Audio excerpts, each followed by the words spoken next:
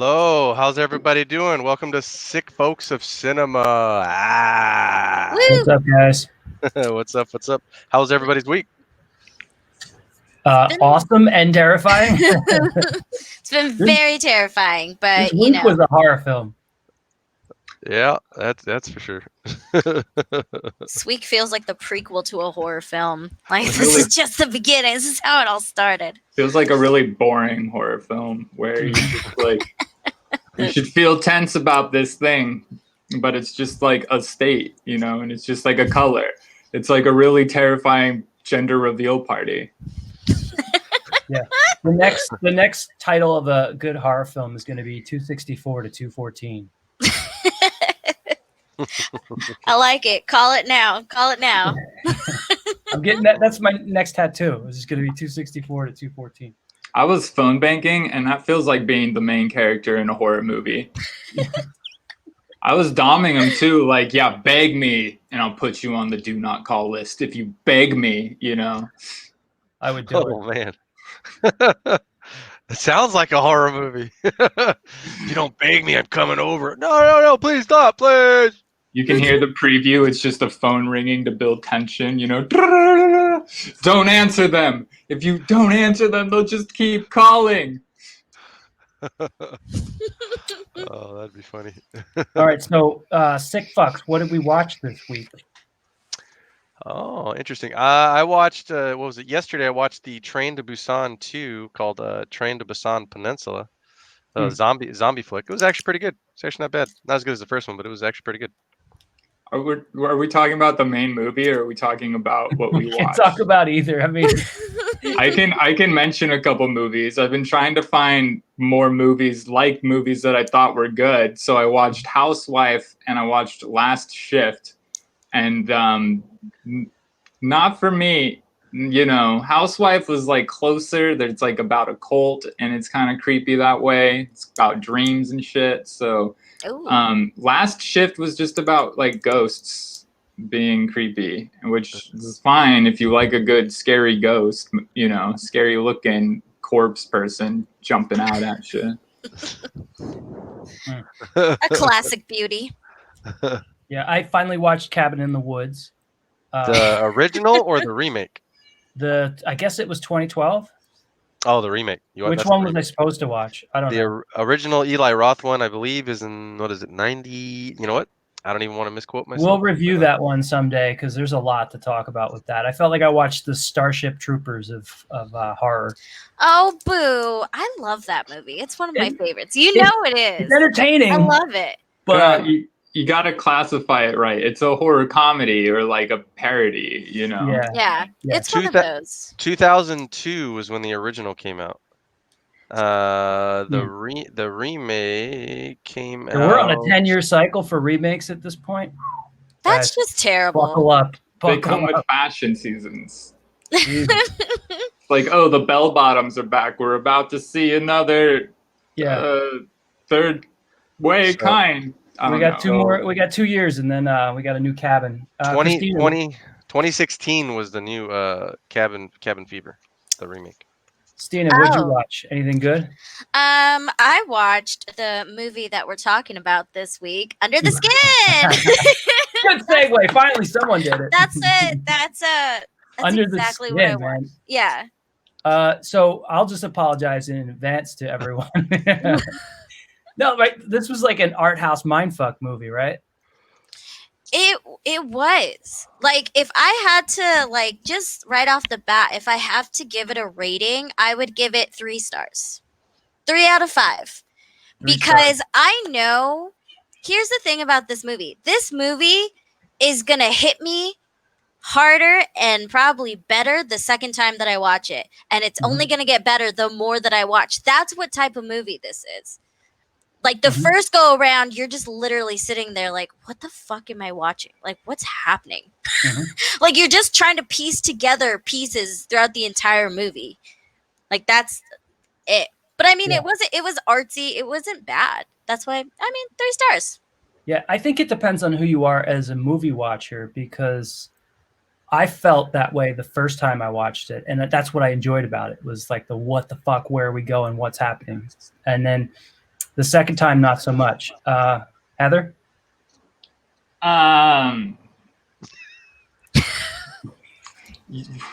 What? So what happened to the baby? The baby. Girl, that baby gone. That, It doesn't matter. That oh baby no, gone. they said in the on the radio. They said that it was never found, right? On the radio. Was it missing or? Oh no, yeah, that's right. The man's body was still found. missing. Baby's still out there. What happened to the baby?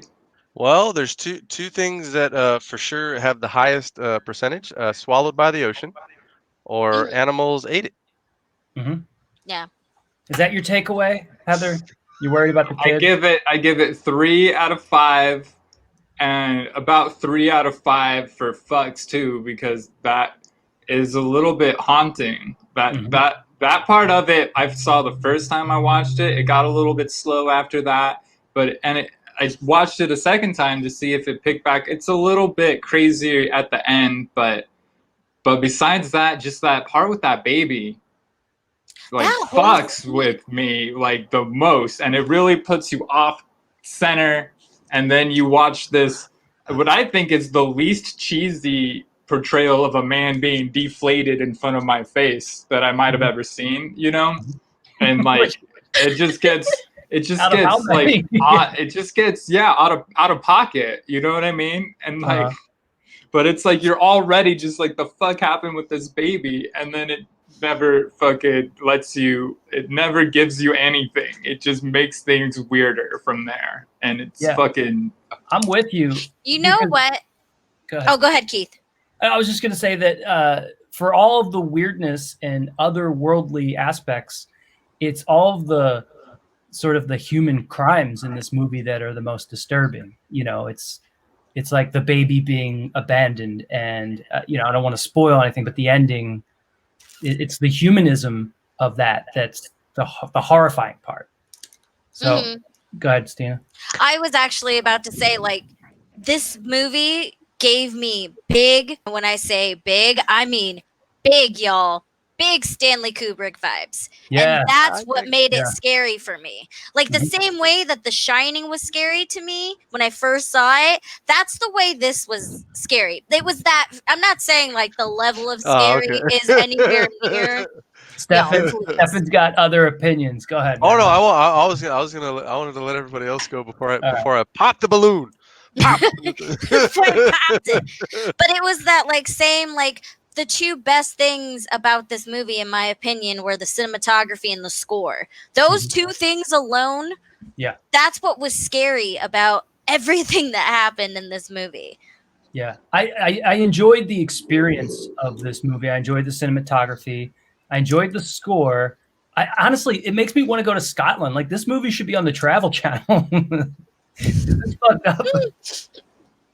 Come here. I loved all the scenery. I loved all the locations. It was like you're kind of stunned with the beauty of the cinematography of all that, as well as being like you're just trudging through this story of like what is happening, what's going on. And I actually respect the fact that they respect your intelligence, and you're left to like fill in a lot of blanks. Yeah. But I'm so interested. We'll get to Stefan. And here's the thing. I'll say this, and this is probably going to like be the perfect segue for Stefan. But if you're a horror guy and you love a little bit more of the bells and whistles and like the axes and chainsaws and all that kind of fun stuff, and the blood being splashed and the monsters and the howling, this isn't going to be exactly your movie. This is more of a disturbing mindfuck. So anyway.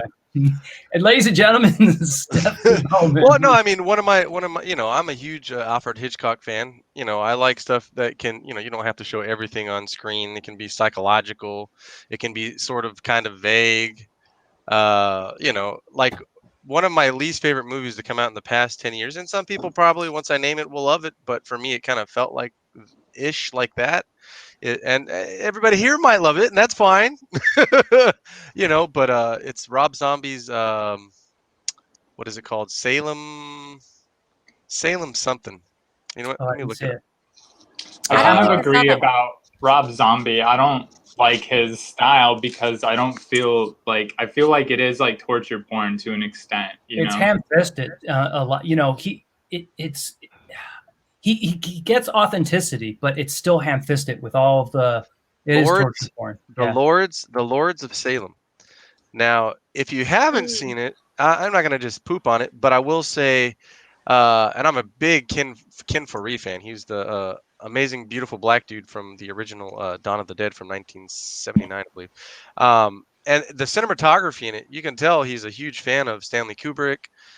You know, really nice vista wide shots and stuff like that, which I love all that stuff because that's the same like Stina was saying about The Shining. You know, even in the beginning when you're seeing the camera kind of pan and go, you know, and you're seeing that lake and all the trees and all that. I love all that stuff. I love all that stuff.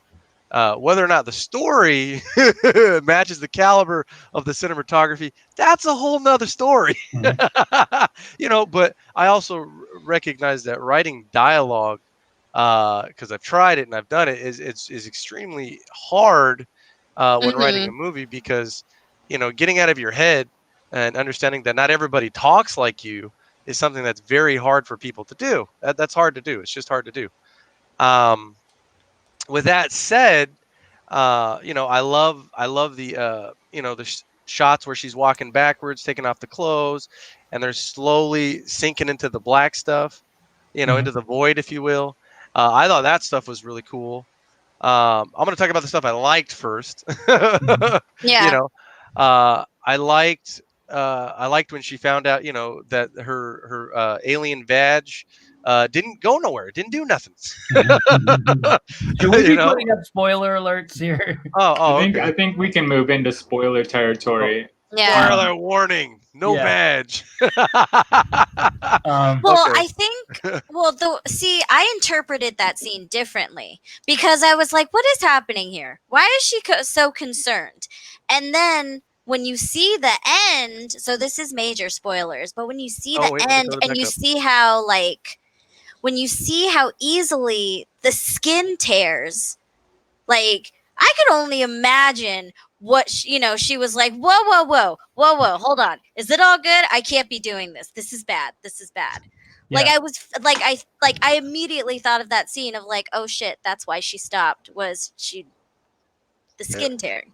It opens up a lot of questions in terms of who, you know, because first of all, I don't know if it's determined that they're aliens or just otherworldly creatures. Yeah, are they from another dimension? Are they from another planet?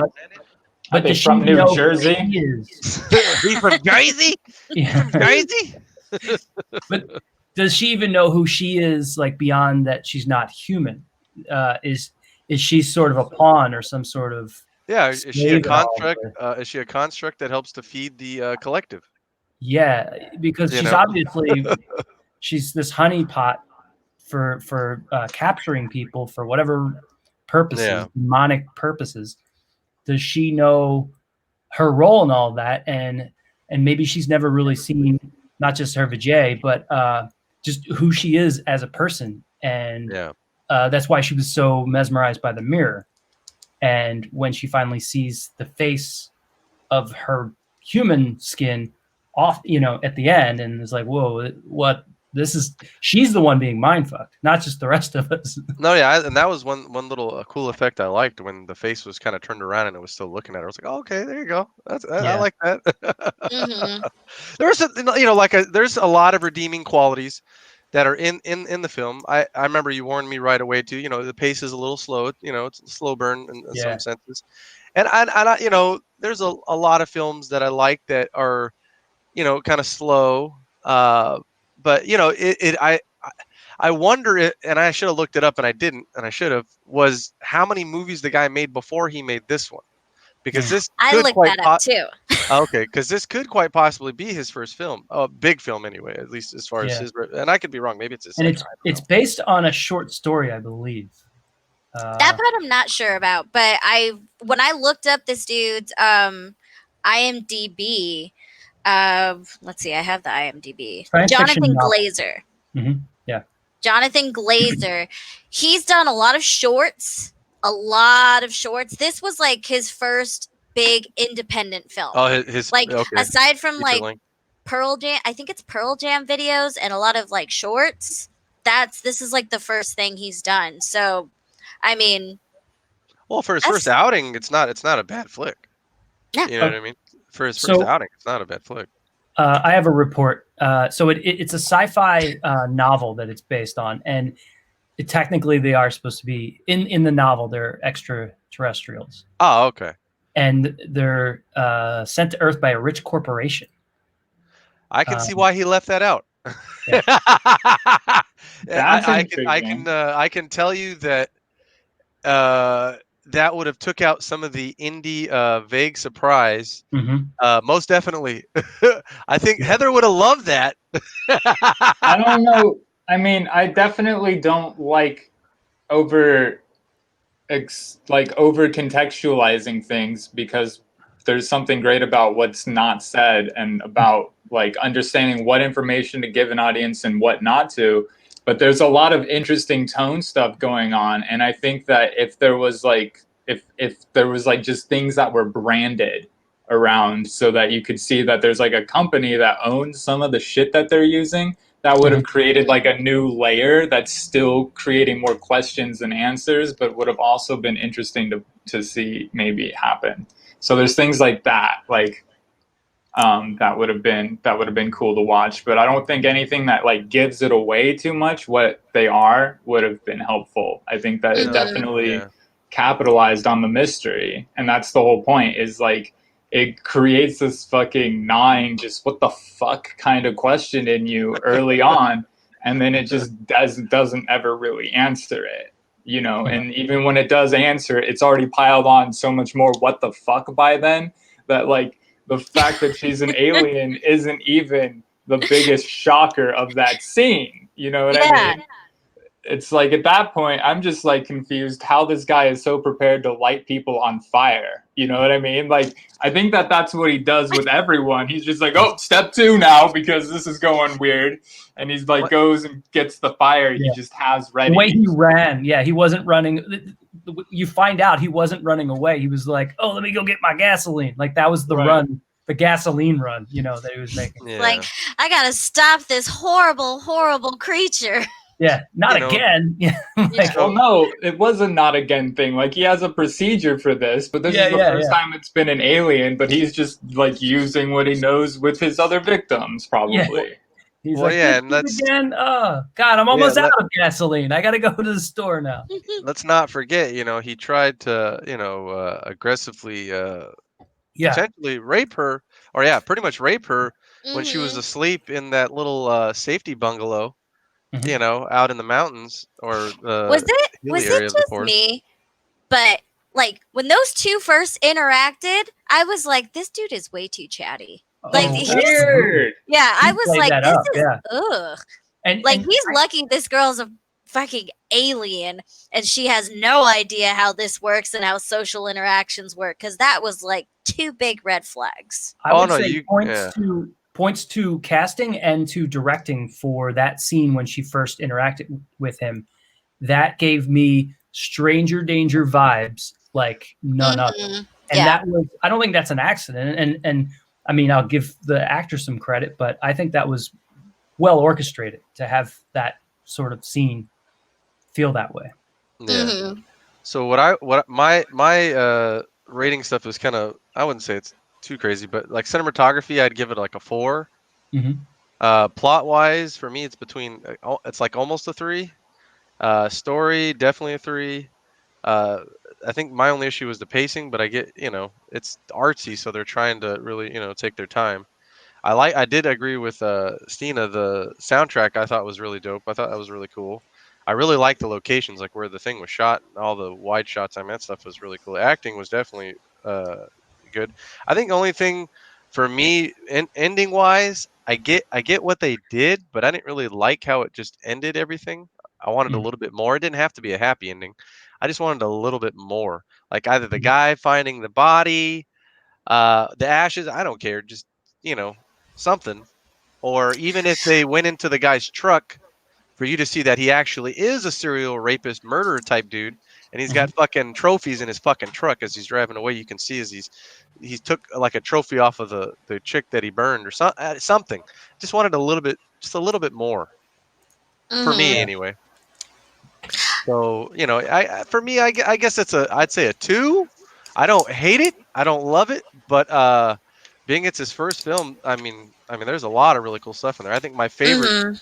I is forgot to the rate it too. I just realized. the baby. I like the baby a lot, Yeah, and that baby is great. It's a great oh actor. yeah, and I like I like when the dude's falling in there and he sees the other guy just kind of deteriorating, and then he Yeah. gets he gets emptied out like something like a straw was stuck in him and he gets sucked out. I thought that was really cool. I'll give you my rating. Can I say this? Also, on top of the Kubrick vibes, there's a little bit of some David Lynch vibes. Yeah, I could see The that. characters and the way that they interact and how they're sort of like Some Twin Peaks. quirky and mysterious and a little bit off and nothing's quite, you know what I mean? Like there's no Yeah. Bradley Coopers in this movie. If you're looking for that, ScarJo's the only one that's like, like a Hollywood celebrity type. Everyone else is like quirky backwoods material. So Yeah. In terms of fucks, I'm going to give it a 3.5 because I feel like if you're a sick fuck and you're looking for it's good, but it's like Stefan said, I think there could be a little bit more meat on the bone to appease your appetite for sick fuck content. And for folks, I'm not going to give it a high rating because like if you're watching this with kids and family, like there's some, like I said, all the awful human shit that happened. Like no one needs to see that. This is for like this is mental shit for someone that likes a mindfuck movie. Mhm. Go ahead. And you definitely don't want to show it to kids because there's nudity. Yeah. Yeah, Scarlett Johansson's naked throughout most of this movie. I mean, I can't complain. There's a lot. There's a lot. There's just a lot. For as much as Scarlett Johansson is naked in the movie, it doesn't make up for all of the unwanted dicks that I saw throughout that whole movie. It's None a of them lot got of cut off. dicks. Yeah. None of Yeah, them. I wouldn't get it if I was like younger than 24. I wouldn't get this movie. You know what I mean? Like I would just be like, the fuck is going on? And here's some deflated dicks to haunt my dreams. Exactly. See, and that was one of the downside. Okay, so the only like real downside I had with this was the Kubrick effect, because when I say that, I'm specifically like what pops into mind is 2001: A Space Odyssey. That's the vibe that I got. Down to like I said it to my boyfriend Ed because he was watching the movie with me by this point. But there's that scene where the trees are blowing in the mountains, and then all of a sudden you just see the female in the mountains, like phased in there, just like sleeping while the trees are still moving around her. And I was like, dude, I'm telling you, this is 2001. That is the vibe that I get, because just those long silent well, it's not just the long drawn out shots. It's in between, like right after something traumatic or like scary or just, tense happens, they have these shots that just, it's almost like nothing, but they draw it out. They have the underlying like white noise that turns into that specific score, and it just builds, but it builds for like 3.5 to 4 minutes. And after like minute 2, I'm like, okay, I get it.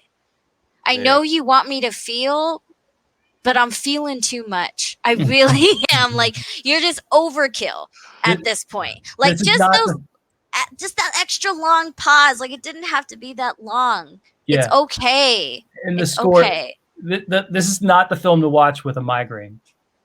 No. Mm-mm. Mm-mm. I mean, I like I said, I really appreciate the cinematography, because as far as my limited understanding, that in itself is an art form itself. There are people that are so good at it that people like Spielberg will only use a specific guy, right? Because It's just like that. You know, they have a certain watermark or a certain signature as far as the cinematography goes. So that's why out of the whole rating for it, for me, the that got the highest rating because there's just stuff in there that I was like, wow, that's a beautiful Mhm. shot, you know. Mhm. And you know, I don't want to say the movie needed it, but it did elevate the content inside the movie, Mhm. you know. It set the I would tone. say, yeah, I would say a good example of that is the whole scene at the beach. They Mhm. could have shot that completely different to build the tension. But because it was shot from far away, and I mean, more spoilers, y'all, but first you just like you see the woman swimming after the dog, and then the dog disappears. Mhm. And then the woman disappears. It's so like it's almost like seeing it's I mean, well, it is exactly that. It's like seeing someone being killed or like someone dying. It's exactly what it looks like. Like it just like you can't hear anything, but Mhm. the what's actually happening is so loud and insane. So sitting there in silence or just watching it from afar, I don't know. There was something about the way that they chose to shoot that scene that I was like, oh my God. Like that scene was bad. And then to hear the child screaming, you were just like, what the fuck is Yeah. actually happening? Like, this is Well, nuts. they picked a beach and a moment that was like harsh and unrelenting and Yeah. just not, you know, I don't know, just not friendly to life, and that kind of set the mood for what That was was happening. psychologically gory, the Mhm. way that they did that. Oh yeah, Mhm. Like, just, psychological is the best oh my God, horror. that's a Horror. mind fuck. Because it's so Mhm. real. And that's Oh, yeah. so to Stefan's point, that's why, and you know my style, that's why I didn't really mind the ending so much. I was like, I don't care. If anything, I just want more. Like I want, you know, I could watch some more of the movie, but I don't care that there's not a resolution or things don't sum up, you know, in a way that makes sense to my ape Yeah. mind. I just Mhm. like the feeling throughout the entire movie being mind fucked. I just wanted to know who the motorcycle man was. Like, was The he boss. her Yeah. keeper? That was Like, yeah. was I he think in charge of her? Was I he in think charge of keeping her safe because I this think is he's common the among her yeah, I race? think he was the level above her. I'm sure there Yeah. was something else, of course, because there's something Yeah. that ate the person under the It's a different void. But that's Yeah. the thing, like to me, like I couldn't figure out, and this was also super interesting. I couldn't figure out if he was more of like, I'm your boss and you have to listen to me and you have to do what I say, or if he was like kind of like a guardian. Like he was there to keep her safe and keep her in line. Like watching like a really dangerous child. Like Hmm. Mhm. he has to make sure she's supposed to be doing, but I wouldn't be surprised because of like how she reacted during the movie that this happened all the time to him, and he Yeah. got a new one of these things all the time that he had to watch out for, and he just had to keep them alive as long as he could keep them unhumanized basically. I got the vibe that he was more of a pimp slash sort of mob boss, and she grew a conscience, and he was not having it, and he foiled all her plans, and then went looking for her to either get her in line or get, See, you and know, Mm-hmm. eliminate the problem. this is where the vagueness of the film either benefits him or does not benefit him, right? And this is the thing with artsy movies that Yeah. either gets to me or doesn't get to me, and I'll explain what I mean by that. You know, sometimes the vagueness is great because our minds, you know, like when you're Fill in watching the blank. A Hitchcock thing, yeah, can fill in the blanks possibly, and I'm going to say possibly better than that person because they couldn't think of anything else, right? Mhm. So the vague aspect can be used as an artistic way of making something better on one hand, and then on the other hand, right? It could be because you know they just didn't want to fucking explain it. They, you They're know, lazy. Mm-hmm. They you know, Okay. only. I will. or is that a block of laziness on the filmmaker? You know, Mm-hmm. in that sense, you know, to not explain it. Mm. Okay. So one of my least I don't know. favorite people of all time in Hollywood is Uh J.J. Abrams. Oh, because okay. he does this shit. There are some people that are like, "Oh my god, J.J. Abrams is a fucking genius," and I'm like, "Did you guys not see Lost or Cloverfield? Like, this is just lazy vagueness. Like, I just don't like it, and I don't get it." But other people are like, "No, they swear by J.J. Abrams." It So really it walks a fine line. That's I all I can like really say. I like that effect in Cloverfield of feeling like I got really high and watched it with my roommate and put away my inner fucking movie critic, and we were talking to each other when the fucking attack happened in the movie, so it One, was two, or almost three like Cloverfield? Which one? I'm talking about the The first very one. The first other one? two Okay. are just like attached on like a franchise. It's the weirdest thing. Oh, I love the second one. Okay, but go ahead. Sorry. But no, the second one's a great movie. But I'm just talking about the first one, which is like that Abrams mystery box thing that Christina is talking about. And I feel like in this one it works because you did feel like you were part of the crowd, only getting as much information as the crowd, and that was to me helpful watching it when I was stoned off my ass. But Yeah. the fact that he's like turned it into his whole theory of filmmaking, and it's like you can see in Lost when they build all this shit up and it has just nowhere to fucking go because they only focused on the mystery and not on having something beneath that in order to eventually create like a twist. And Yeah. I think Like this the- movie did it the best with the fucking just the ocean scene like you're talking about and the people drowning, and it almost feels like you're watching it happen as if it would be as if you would actually see people drown on shore, yeah. you know, like as if you're really on the shore. And so it's great not to do close-up shots to like really carry home the fact like, yeah, this person's going underwater now, you know. Yeah, just them peacefully disappearing into the ocean, and it's that like, oh fuck, they're You gone. felt that helplessness that anyone Yeah. there would have felt. Yeah. The what you're talking about, the weak vagueness is like reminds me of the ending of not the, spoil alert for this movie, but the Blair Witch Project. Here, I'll put that up. There you go.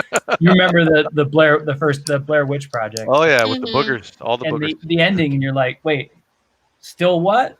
You know? Yeah. So. Oh yeah. Those found footage is such a hard genre to pull off right. Like if you're just slightly off on anything, it's like, well, that sucked. Yeah. Like this, like it's really it's an unforgivable, like, I don't know. It's hard to forgive things in found footage type movies. So when you actually do it right, it's I don't know.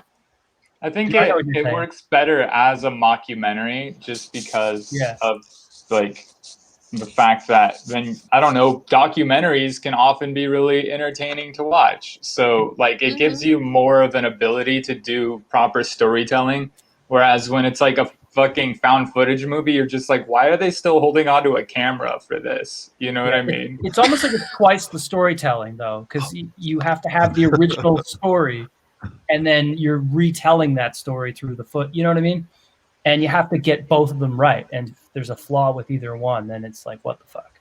You know, like I was saying earlier, you know, so there's an artistic vagueness, which I appreciate and I don't mind, and then there's the lazy story vagueness, like where I didn't know where to go with it, so I'm not going to tell you anything because I don't fucking know, right? Yeah. So there's both, and I understand, you know, I understand both, and I appreciate that there's you know, either a lack of skill or skill, and this one had, you know, a skillful vagueness versus somebody just being vague for the sake of being vague, and they just were vague because, you know, hey man, I can't think of anything.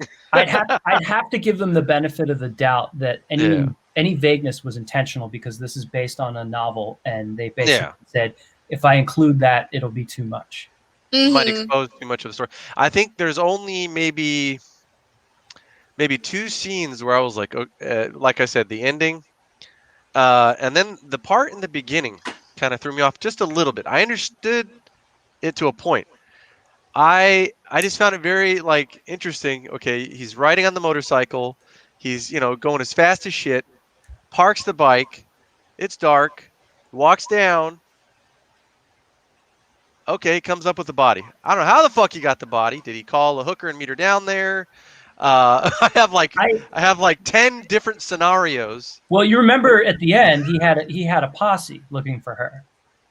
Yeah, no, I Mhm. mean, I imagine there's a syndicate, and they probably do drop-offs, and they're like, "Oh, hey, there's I found somebody that we can use. There's a body that's a over here." lot to carry for the filmmaker, man.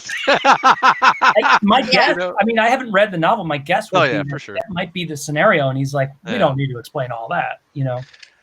But I That- I see the point, because it's like, at that point, why include the scene at all? Why not just have more, like, what purpose does it even serve, whatever bare bones of a story that you're trying to have there, that you're even filming him doing this, if you're not going to at least give enough information, like, so that we know what's, so otherwise if it's cut so short, it almost does give it that art house effect, where it's like, this scene is completely despondent from any sense of before or after or purpose. And it just exists now. Here's this character you saw before doing something crazy, and there's no like connection to anything, you know. And it's a weird argument in this type of movie to say, "Oh, we have to cut that out for time." You know, like, there's a lot of shit that's wasting time on screen. Yeah, I kind of feel like they may have had the opposite effect there. Like, I don't know if they could have really just started in that white room with her stripping her of her clothes. But I feel like you needed that scene. Like, that scene you needed. So I'd assume, like, I don't know if you could just start there. Maybe they were like, okay, maybe we need to give them a little bit more than just, here's a white void and Scarlett Johansson is stealing this girl's clothes. You think she's dead, and then she starts crying, and you're like, wait, excuse me? And then it progresses the story. And, I'd like to know, like, first of all, she would have, because ScarJo's in this already in her skin. So where'd she get that skin? From a dead girl with worse clothes? You know, like, what was, is this how they, thrift store shop? Like, the whole process is confusing to me. I like to know a little bit more specifics about, like, how everything is actually happening. And to play this film's advocate for a second, I would say that, like, there was almost like an effect where it was trying to make you feel alien, like that this was an alien thing going on. And if it gives you too much of like, yeah, these are aliens and this is what they're doing exactly, like if it's even too precise about it, then you're like, your mind can wrap around it and you can be like, okay, this is an alien movie now. But because it doesn't quite even give, like we were arguing, are they even from another planet or what the hell is their deal? Because it gives you so little of that, it keeps this effect of like this alien place, you know, where things seem kind of calm on the surface like an ocean, but then underneath they're getting fucking dragged to the bottom and drowning and leaving their babies behind to cry with no one to pick them up and comfort them. Oh, sorry. Go ahead. No, I just wanted to say there's a weird correlation here because, like we were saying, with we don't know if these are aliens or not. I mean, obviously, if you read the novel, you know that they are, but they could also likely be demons, and this has sort of the same effect as the Cabin in the Woods, where they're appeasing underworld gods. And you remember, these people that they capture are sinking, their penises are shriveling, and then that shriveled penis husk goes into that. Remember that conveyor belt that rolls into like a fire pit under the planet. So yeah, it was like burning energy. Yeah, I have no idea what was happening in that scene, but it did feel like an episode of How It's Made, where you're just like, that was super vague. I'm like, okay, is that a meat conveyor? I'll tell you what, it made me hungry. I don't know if it happened to anyone else. I'm okay. I can go with you on that, Keith. I can go with you on that. I'm just never gonna get that human condom floating in the void moment. Like, what was that? Like 2.5 minutes of just a human condom just flapping around, where you're like, oh, that kind of looks. Nope, that's not a person anymore. See, that would have been a great way to start the movie. Only you have like Willy Wonka style movie music playing, like. Da, na, na, like na, na na na na na na na, you know, like they did in the movie where they just open with the chocolate factory and it's just making chocolate, only it's just like making human juice sacks. I don't know what it is. And I think, like, you know, oh my God. I think due to the vagueness in the movie, it again, like the cinematography, it really boosts the movie. You know, Yeah. it works for that movie. Other movies that I've seen, it does not work for, but I think for that one it does. So Yeah, I think I'm definitely gonna watch it again because I'm gonna like it the second time even more. Like I I'm gonna already make know. myself like it. Well, no, it's just it's that thing where there are certain moments that I want to go back and watch that I was so distracted trying to figure out what was happening that I probably missed so many tiny little details that would answer all like so many questions or at least like fill in more blanks in my mind. It's vague. It's vague, Stina. It's not gonna Can I- explain nothing.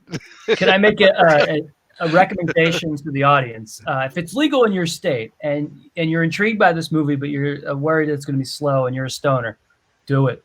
That will help. That'll like get you in there and kind of like You'll make feel like everything- it's you rather than the movie. yeah. It is a slow movie, and don't For do sure. like hard psychedelics and watch Oh, it because no, that no, baby no. fuck you So up. Oregon, yeah, No, don't. Yeah, people No, in no. Oregon, now that Yeah. all drugs are legal, yeah, don't no. Don't. I watched this one movie called Perfume: The Story of a Murderer while I was on mushrooms. Fucking classic. I didn't know they were like, we're watching this movie, and I came and watched it, and I was like, oh, cool, it's some medieval movie, and I'm on mushrooms. I didn't tell them. I just wanted something to do, Don't and spoil it. Don't it spoil it it, turned out please. to be it turned out to be not it turned out to be a horror movie. Is Yeah, what it. don't be very careful. That movie can be easily spoiled. Yeah, I think we should review that sometime. I saw it and it's been a Oh, while and I loved it. that's a I don't think I ever great saw fuck. it. That movie is fucking awesome. I'll It's watch based it on a again. book. It's another film based on a book, and that book is inspired a Nirvana song. Really? Which song? Scentless I don't Apprentice. like. What's it Mm. called? Scentless Apprentice. Ah, okay. Mhm. Okay. And I mean, there might be spoiler alerts in the song, so don't listen to the song, guys. Y'all just watch the movie before you know, go yeah. out and do anything. We're worried about We're always worried about spoiling things from like I had to 45 years order ago. that movie from China to get it on a Blu-ray. Oh, I'm not really? kidding because it's not out here on Blu-ray. You can most likely find it digitally or on a streaming site. I don't know which one, Huh. but that movie is like a phantom. It is not easy to find, and they make it really fucking hard for you to buy. Like literally, I had to buy it from China years and years ago, and the shipping alone was just fucking god damn. It was expensive, but I really like that movie. Alan Rickman, Dustin Hoffman, are you fucking kidding me? Fucking amazing. It's amazing. Alan Rickman. I think Get the over internet there, is Mr. saying that Potter. it's on Netflix. So let me double check that. Oh yeah, that Just movie so will that people knock your know. fucking socks off, dude. Oh, and that is a very artsy movie too. Mhm. But in a I don't know. It's No, slightly different though. while I was all tripping, it seemed very. I could make all the connections and understand what all of the meaning was, and No, so yeah, to it wasn't me, as vague. yeah, It wasn't as vague. it gives you a crazy ending where you're just like, what the hell happened? And I think a lot of times movies that have a strong subtext do that on purpose so that you can't just go with the text on face value in order to walk away with an understanding of the movie. Like Annihilation is another one that does this. Like you can't just understand the ending based off of like, oh, this is an alien miss. Like you have to understand it off the subtextual concept of like the destruction of the self. You know what I mean? Mhm. And that's the only way to grasp the ending to that movie. And I think the same way goes with Perfume, the story of a murder. Like you can't grasp literally what's going on. It doesn't make any sense. You have to look at the subtext. So that makes it kind of artsy, right? Just by Oh its yeah. nature. Annihilation is artsy, and it's just because they force you to look at subtext to understand the end. Yeah. And yeah, that's one of those movies that my friends and I on a yearly basis, whenever we would do movie watching, I think it was like twice, 3 times a month, we'd all meet up at my place, and we'd pick 3 movies, and we'd just, I'd order like a pizza or a shit ton of Chinese or something, and people would come over, and we would just watch 3 movies. Mhm. And that was one at least. once, twice a year, it would definitely get watched because we all loved Perfume, man. That movie is just oh, oh, I love that movie. I remember the first time I saw it, and then it was over. I was like, Ah! Yeah, fuck. it blew me away a little bit. I've only seen it that one time. I'd never bothered again. I was just like, I got what I needed from that Because twist. that is another movie, and there are a few movies that are made where, some movies you can have people in the middle who are like, it was all right. I don't hate it. It's all right, right? And then you have movies where it's like you have people literally divided, kind of like the election, where people really fucking hate it or they really like it. And Perfume, at least for most of the people I've ever talked to that have seen it, they stand exactly in that category. I don't know anybody who's in the middle on that movie. They either like it or they don't. Yeah, it's also like the election. It takes forever to get to the ending. Well, yeah, okay. Artsy No, movies do it's that. a good Yeah. movie. It's a good movie. Thank you. It's been a while since I've seen it, and it's not fresh in my mind. But I Yeah. do remember seeing it. So long. There's a lot of stuff that happens. Yeah, there's a lot of stuff that happens. A lot of development. But there's a lot of meat to it. That's Right. the thing, there's You're not a not lot. I watching mean, these 2-minute scenes of just good cinematography. You're actually watching like story happen. yeah, with good dialogue. There's legit good dialogue in that movie. And like a hell of a cast. So it's Oh fun to yeah, watch holy them. shit. And it's and it was really dark, and it had me, just because I didn't know what was going to happen, it had me like worried about the characters, which is the fundamental thing for me to make me enjoy a movie. Is I have to like be worried what's going on with someone. I don't want them to die, and they're in a precarious situation, and that gets me glued to a movie where it's just like, okay, I hope this person survives. And then the horror is watching like how bad it can get before they inevitably either do or don't die, and you don't know. Sometimes I felt that way about, I don't know about you guys, but I felt that way about ScarJo, especially towards the end. And I think a movie has depth if there's like a conflict with a character, if you can care about someone that's supposed to be the antagonist in a film. I mean, she started out as the antagonist and became the protagonist, Yeah, well, she definitely started out as something you're supposed to see as very alien, and you're supposed to see what's like different about her. She's the other. And then you find a weird way to connect with her as a character by the end, so that you are worried about what happens to her. She does draw your empathy, and it's a weird process. We didn't even talk about how she can't eat. Oh yeah. The chocolate cake made her gag, and then she's eating TV dinners with Homeboy, and he's like, "Oh yeah, well, you're not going to finish that." Like they glossed over that subject, but.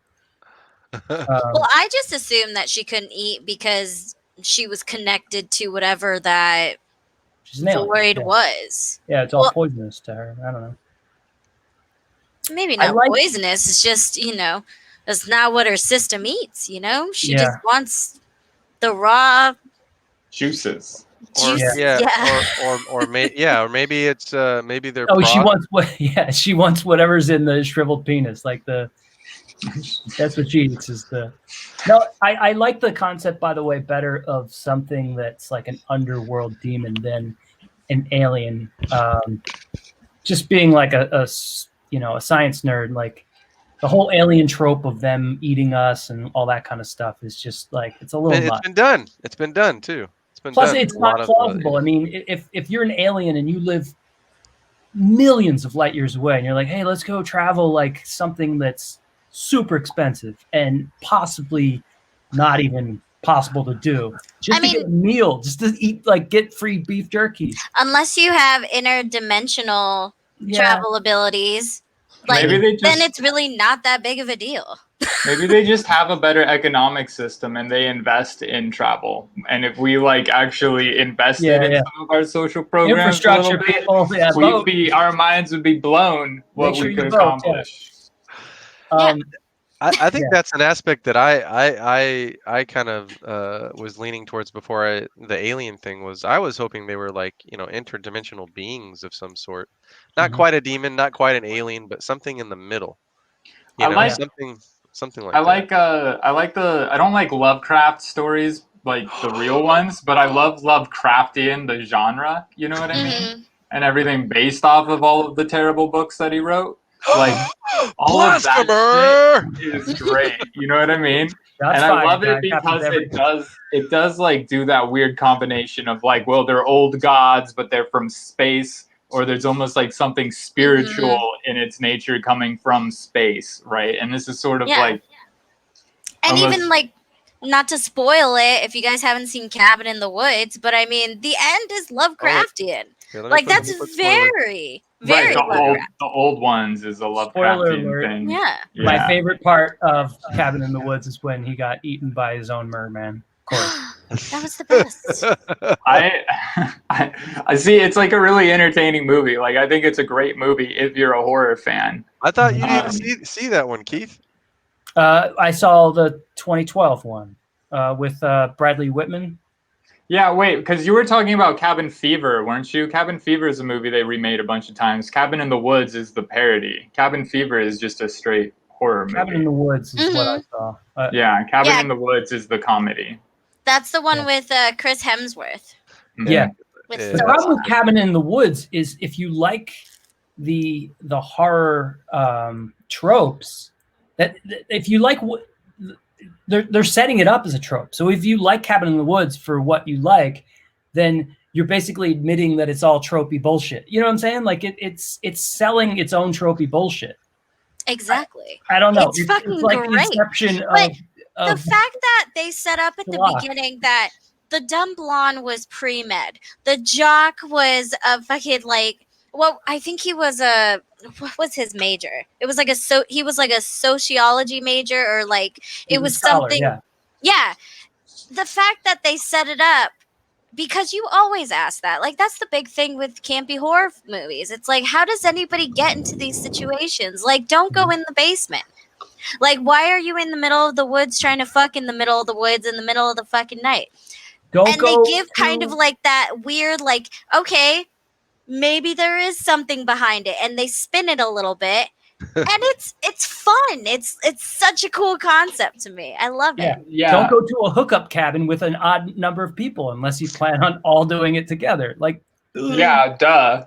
Yeah, because that like only virgins is gonna be a murderer. Yeah, only virgins survive, bro. Man. Have you guys seen the story of Leslie Vernon? I can't remember exactly what it's called. I know which one you're talking about. It's something. I'll tell you what it is called. Under the Mask is that it? Something the Mask. Yeah. Yeah. I'm looking at it right now. Should we get? What point do we want to start? Throw out our picks behind the Mask. The rise of Leslie Vernon. Yeah, that was actually a good flick. That was a good are we down to do it in rotation? Yeah. Who's doing our next pick? Do you want Steven? Do you want to just do it this week and I'll go next week since we've done one from Christina and we don't want to recommend anything for people to watch? Well, I think you could just recommend. We talked about movies we've seen recently. Oh, okay. Well, I had some picks for people to check out on Christina's or was it Stefan's? I thought it was Christina's. Was it? Or was it Stefan's? I don't remember if it was hers or mine. I know we both wanted it. I enthused about it because I really did like that movie. I thought it was Stefan's recommendation, but I don't remember. It doesn't matter. Whoever wants to go. Oh, I just wanted to quickly. The folks at home, we do have our shit together. Just want to. I mean, I also have like movie recommendations, but either way. Do you want to do the movie recommendations first, really quick? I can wait. I can wait until my turn next week to do because I haven't seen the movies that are worth watching yet. I mean, new ones. So it's the same list. Yeah, it'll be the same list next week. I just have a few picks for people to check out on Netflix and Amazon Prime. Do we want to watch one of those, or we could watch one of the movies we talked about so far, like Perfume or whatever the fuck we talked about, Cabin in the Woods? I have a list of those too, like stuff to suggest. So okay, I have two different lists. What's your recommendations? Let's see what I have for the audience as far as recommendations. Netflix. The first one is The Ritual. That one's okay. The second one is Green Room. That one's good. Oh yeah, that one's fucking awesome. Third one would be Would You Rather, which is also on Netflix. If you haven't seen that, that's got Stuart Gordon from the classic '80s Reanimator movie. Mm-hmm. And then Amazon, I have Train to Busan, which is really really fucking good if you haven't seen it. Hereditary's on there as well, and Midsummer. So Oh, you stole like 3 off my list. So I just no. listened to I was what just Stefan said. recommending. That's for the audience, so they can Yeah, go yeah, watch yeah. something. I But back up those recommendations, audience members. and then I have stuff for us to choose from. What do you got for us to watch? The ones that I have on here, I have The Loved Ones, which is an Australian horror flick that I really liked. Summer of '84, Chained, Attack the Block. Let's see, It Follows. If you haven't seen that indie horror flick, that's actually I saw That that one's one. not bad. That's the Yeah, only one I have seen. I don't know anything about any of the movies you've mentioned so far. Yeah. Then there's Night of the Creeps. on Don't my list. Breathe. Don't Breathe. I've If you seen haven't that seen Don't one Breathe. too. Yeah. So and then Crawl, Lights Out, Innocent Blood, and The Collector. So I have a I have a Well, shit ton that's on the short list. What's the rest of them that you were going to say? So I'm just curious, like, what those movies are about. Maybe we could limit it to just like 4 of those or something, 4 of those? and we can go more in depth on Yeah. what those are, and then we can pick one of them or something like Yeah. that. And then there's also the There one you that go. I mentioned last week, Sweetheart. Well, what's a genre that we want to get to? Because knowing we just did sort of the Ooh. psychological mindfuck movie, what's the next genre we want to hop on? I wrote down. Hold on. We were at anthology. Yeah, we did horror anthology and psychological horror. So I mean, there's a couple different options. I mean, there's like a slasher film. There's Cre- something Creature in feature. a creature feature. I could go for a slasher. I don't know. Whatever you guys are thinking.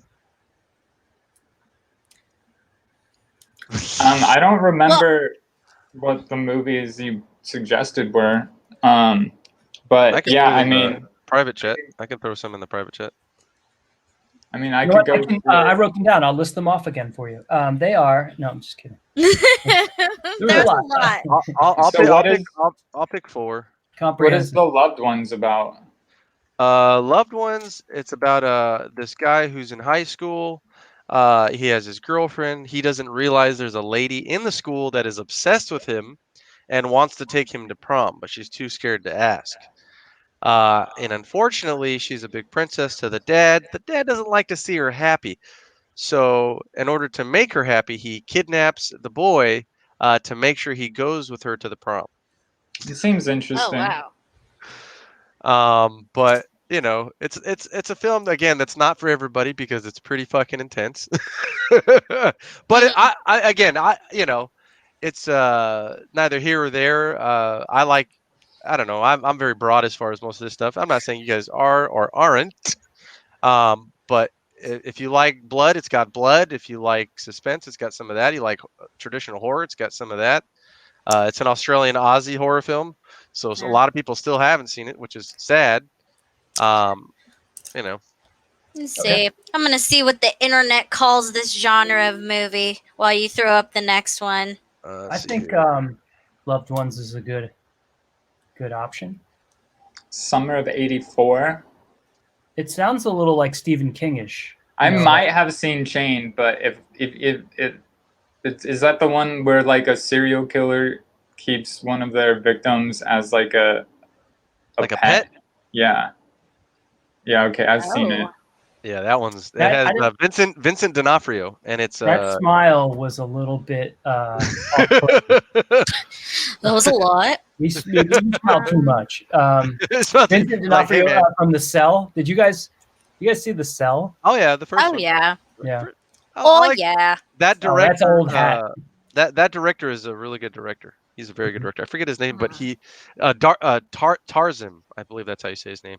He did another movie called The Immortals with Henry Cavill about the Greek mythology, and that's like a it's a very interesting movie. That's also a film that's either loved or hated. I don't know many people in the middle of that one either, because it has lots of those artsy film construct type stuff in it. Like Mhm. no bull. I'm I'm deadly serious, you know. But while still being an action film, so it's like an Yeah. action artsy film. I want to say I remember it getting like schlocky, like Gods of Egypt vibes from Yeah, when I saw the. well, it's better than that movie. Okay, That I can confirm 110%. It's way better than that one. Oh got it. Jesus. Okay, I haven't seen it. I just remember like seeing a trailer for it. I think. Yeah, I wish I could Mhm. take Gods of Egypt out of my brain. I didn't go to the theater for it though. I saw it for free, but still, I want to take it Um, out. Yeah, And then it the was like other. white privilege of Egypt. so what's Summer of '84 about? I think I got the gist for Chained. Yeah. So what's Summer of '84 about? Summer of '84 is basically a nostalgic throwback '80s type film. Think like Goonies or Lost Boys. Not necessarily the same, thing going on, but a group of kids, and there's these murders going on, and somebody in the neighborhood is suspected, or at least one of the boys suspects this one individual of being the killer. Obviously, they're not 100% whether it is or not, and I'm not going to Mm-hmm. spoil that for anybody. And so it's a coming of age movie. Like think Mm-hmm. Fright Night, think Goonies, Lost Boys. Yeah, Like Uh, that one adventure. sounds like something I would love to watch, but we just watched Trick or Treat, Mhm. and yeah, that kind of gives me like the it's same not kind it's of. not as campy.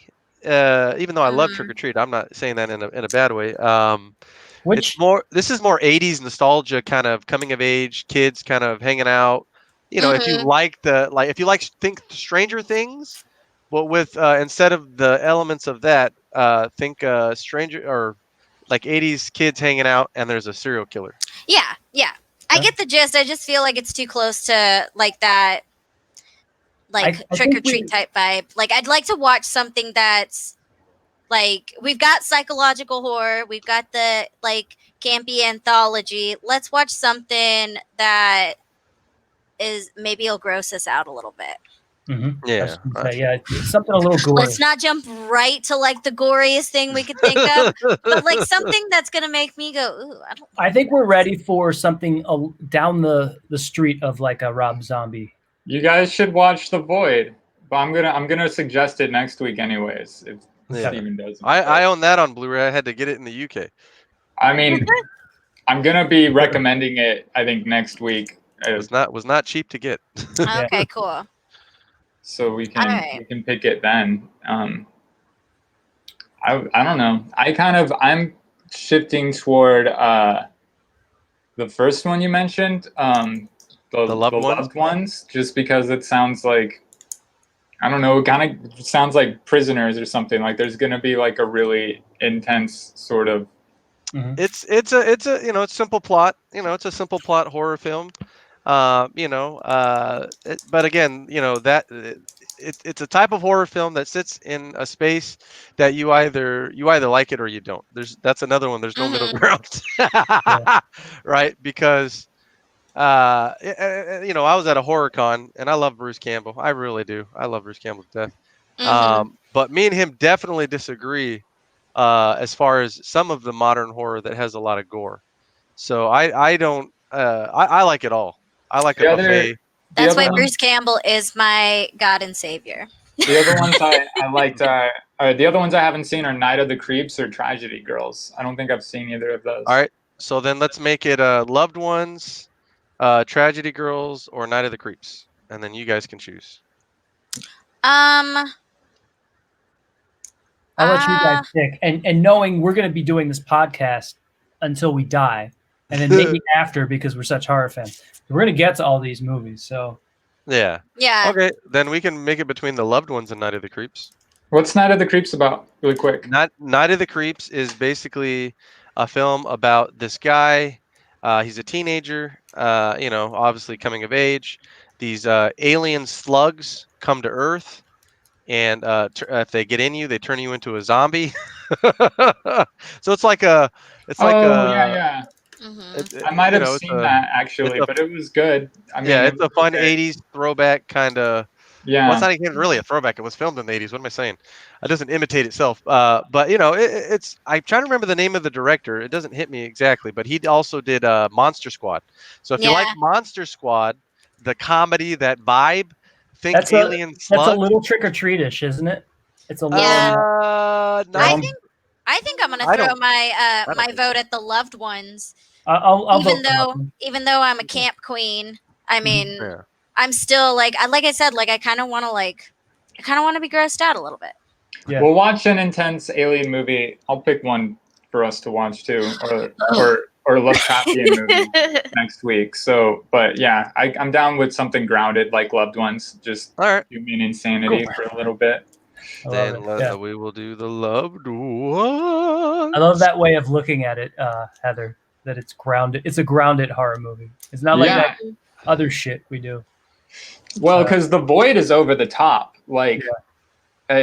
it fucking doesn't hold back at all. And then the other movie that I want to recommend, The Wailing, is super horrifying and just intense. That's the And Korean one, right? yeah. Yeah, I want to get to Korean horror too. So yeah, we Train to Ooh. Busan. Train to I have Busan.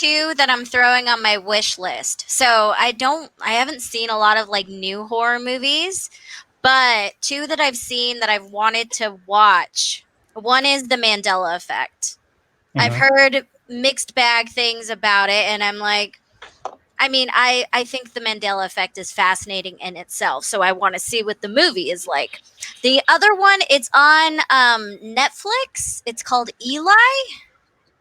Oh yeah. I haven't seen that one yet either. We could. I saw review like that a together. review. I saw like a review on it. Trixie Mattel and Katya did it on their like Netflix show. And out of all the horror movies that they went through on Netflix, that was the one that I was like, I need to watch that. That looks so cool. That looks right up my alley. So Eli and The Mandela Effect. Anyone Those have are the any 2 on the wish closing list. closing recommendations or words you would like I'll to? just second Midsommar was killer. I think it's a great one. Pun intended. We'll get to that sometime. But then that's more psychological thriller. But that's my bag, baby. It's one of my favorites. Ari Aster is one of my favorite horror directors. Oh yeah, modern horror. Yeah, he's got it down. I can't wait for the whatever he does next for sure. I haven't seen Midsummer yet. We're gonna have to. I'll recommend it next week unless Keith wants to own that one and recommend it. I got more. Yeah, good. Yeah, I own it. I have it in my digital library, so anytime. And it's on net. I'd love Amazon to talk Prime. about it. You know, The Void has kind of got a cult movie aspect to it as well. Maybe I'll recommend 3 cult movies and let you There you guys go. pick. There you go. Thank you everybody for watching. We wouldn't have, thank you. We wouldn't have so many recommendations if we weren't, in fact, the sick fucks of cinema. All All right, come back next week. That's right. See everybody Bye, next week. y'all. The loved ones. Bye.